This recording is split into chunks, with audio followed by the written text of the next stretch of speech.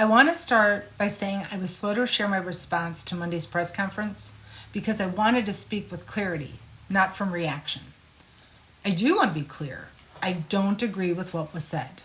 My goal here is to focus on facts, not politics.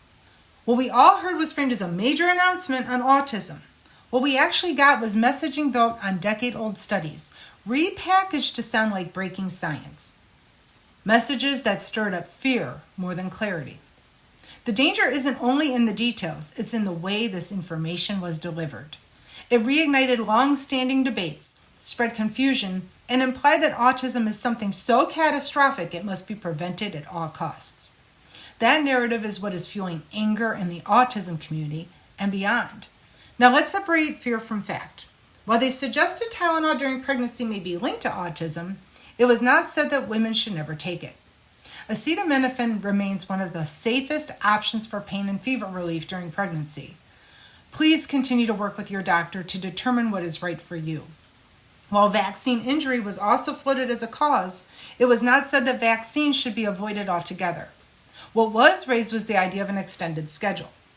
Again, the benefits of vaccination against disease still outweigh potential risks. But again, the fine print isn't the heart of the issue. The real harm is in the framing. In science, we have a saying, correlation does not equal causation.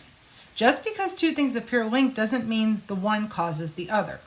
That distinction is critical, and it was missing from how these studies were presented to you. Autism is not a disease with a cure. It is a neurodevelopmental difference shaped by complex genetic and environmental factors. We do not fully know why the brain forms the connections it does in some people and not others.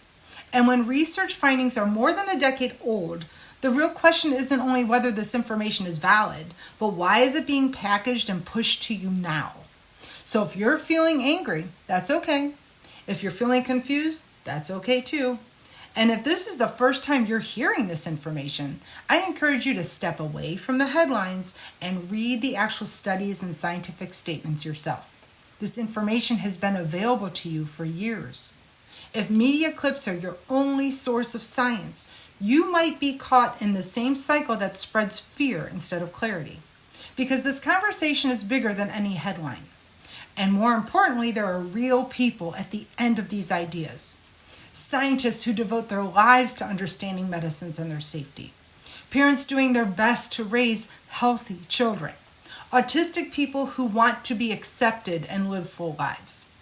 When we lose the humanity in these conversations, when we are too busy finger pointing and blaming, the very people we claim to be fighting for are drowned out in the noise. A newly diagnosed child is not helped by this debate. A parent preparing the autistic teen for adulthood is also not helped by this debate. And new parents, already overwhelmed with information, are now made more fearful and less informed. We can do better. We must do better.